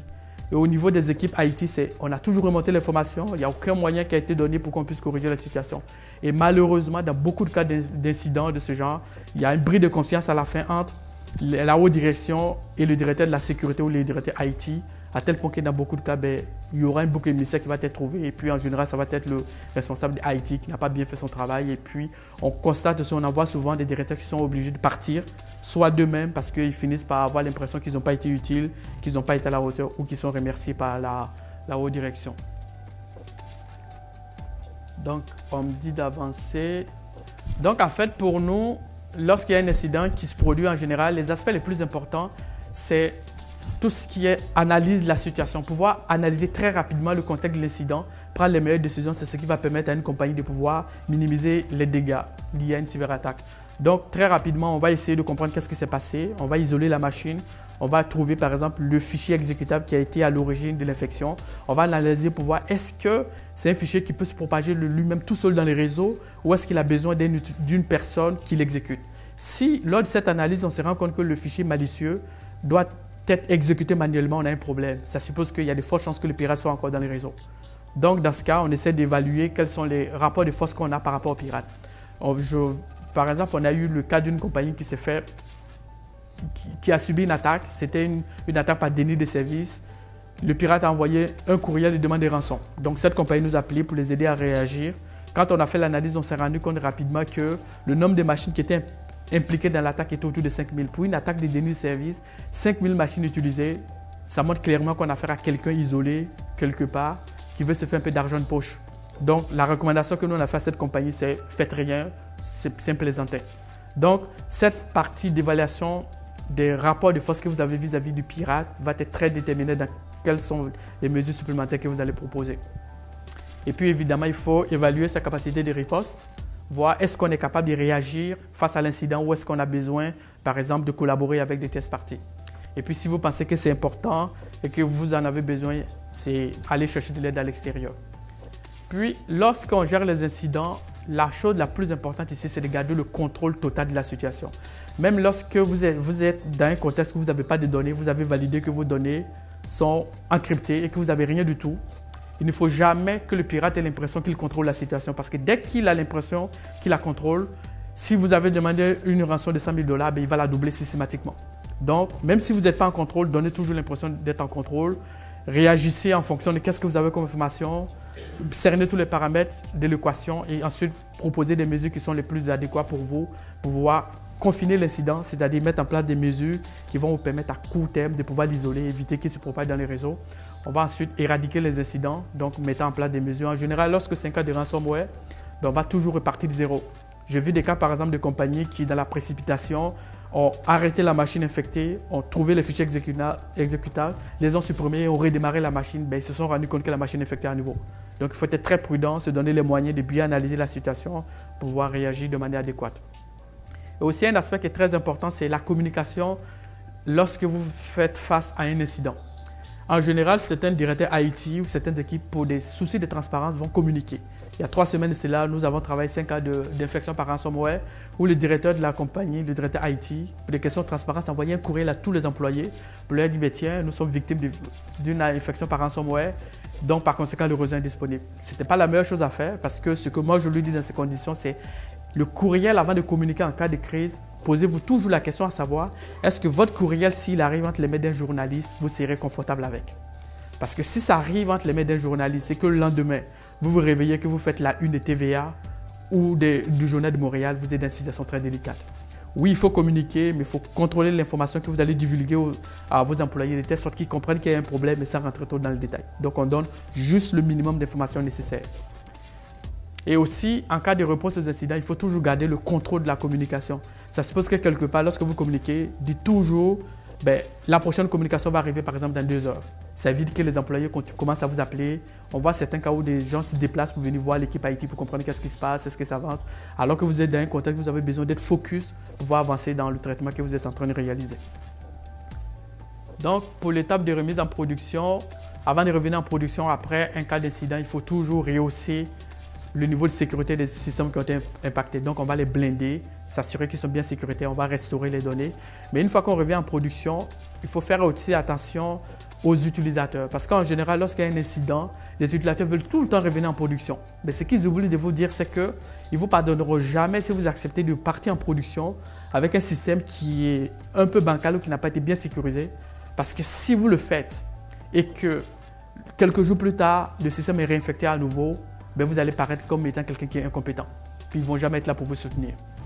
Donc, il faut toujours vous donner les moyens de bien sécuriser le système avant de revenir en production. Même si la haute direction met la pression, je peux le comprendre, mais il faut toujours expliquer dans quelles conditions, pourquoi il faut s'assurer que tout est bien sécurisé avant de revenir en production. Et aussi, une fois qu'on revient en prod, après un cas d'incident, il faut toujours faire du monitoring post-incident. Ça a un effet psychologique pour l'ensemble des employés ou aussi pour la haute direction. C'est dit déjà, tiens, le système est revenu en production, mais on va l'observer pendant quelques jours pour s'assurer que tout est beau avant de pouvoir permettre à tout le monde de l'utiliser. Et aussi, une étape qu'on a tendance à négliger après les incidents, c'est on corrige la situation, on revient en production, tout le monde est content. Et puis, l'étape de post-mortem, qui est l'étape qui est cruciale, où tout le monde doit s'asseoir pour voir est-ce qu'on a bien géré l'incident, est-ce qu'on aurait pu améliorer les manières de faire, on a tendance à la négliger. Alors que si on ne la fait pas, il y a de fortes chances que l'année prochaine, au même moment, vous soyez amené encore à vous asseoir pour parler encore d'un autre incident qui s'est produit. Donc, après la gestion d'un incident, pour pouvoir rehausser le niveau de sécurité de votre réseau, en général, la première étape, c'est de connaître les cybermenaces potentielles qui peuvent vous cibler. Nous, chez StreamScan, on recommande quelque part d'identifier les cybermenaces sous forme papier parce que ça arrive dans certaines compagnies. On va s'asseoir où vous avez des spécialistes qui vont s'asseoir dans une salle, qui choisissent au pif certains types de vulnérabilités potentielles qui peuvent les cibler. Ça reste intéressant comme base pour partir avec une liste de 10-15 cybermenaces, mais pour être le plus efficace possible, vous avez intérêt à déployer une technologie dans votre réseau qui va être capable, en temps réel, de détecter quels sont les types de cyberattaques réelles qui vous ciblent. Et en partant de ces types de cybermenaces, vous allez pouvoir déterminer quelles sont les seules qui peuvent avoir le plus gros impact dans votre réseau. Vous allez ensuite proposer des mesures qui vont être capables de les traiter. Donc, une fois que vous les connaissez, vos cybermenaces, il faut les actualiser en permanence. Parce qu'on le disait tantôt, les cybermenaces évoluent sans cesse, donc de manière périodique. La période a défini défendant toujours le contexte. Mais si vous faites du monitoring actif de la sécurité de votre réseau, en réalité, une fois par mois, vous êtes à même de pouvoir actualiser les types de cybermenaces qui vous ciblent. Et en partant de ça, vous allez mettre en place les différentes mesures qui vous permettent de vous blinder, de bien vous protéger. Mais il ne faut jamais oublier le fait que, quoi que vous fassiez, un jour ou l'autre, il y a une attaque qui va arriver. Donc, vous devez vous préparer aussi derrière à pouvoir réagir lorsqu'il y a une cyberattaque qui va arriver. Donc, en termes de simulation, ce que nous on recommande, c'est de faire des simulations en mode stress. Vous créez un contexte, un scénario. Ça pourrait être par exemple d'arrêter physiquement un serveur. On a par exemple eu un cas avec une compagnie où on a simulé l'infection en collaboration avec la haute direction, l'infection de serveurs, c'est un serveur critique et les employés ont embarqué dans le jeu, ils pensaient que c'était vrai. Le stress que ces employés ont vécu pendant cette situation a fait en sorte que ils se sont améliorés dans les manières de faire, de telle sorte que les prochaines fois, lorsqu'on a refait la même simulation, on s'est rendu compte qu'ils étaient beaucoup plus alertes, puis ils ont été beaucoup plus actifs dans la manière de gérer l'incident. Donc, toujours se préparer, s'assurer que lorsqu'il y a une attaque qui va arriver, on va être capable de pouvoir réagir. Et aussi en termes de cybersécurité, aujourd'hui, il y a plusieurs couches de sécurité. Vous avez plusieurs trous d'entrée qui peuvent être exploités pour vous pirater. Vous avez intérêt à avoir une console globale unifiée qui vous donne une cartographie dynamique de ce qui se passe dans votre réseau. Ça pourrait être déjà de savoir quelles sont les attaques qui viennent de l'extérieur, les tops des attaques. Ça pourrait être aussi de savoir quel est le comportement des utilisateurs en interne. Est-ce qu'ils essaient d'accéder à des données qui sont sensibles, classifiées par exemple, ou est-ce qu'il y a des mouvements un peu doutés qui se passent aussi à l'intérieur du réseau. Si vous n'avez pas un outil qui est capable de vous donner cette vue globale, en général, vous allez tâtonner un peu dans la manière de gérer la sécurité de votre infrastructure. Donc,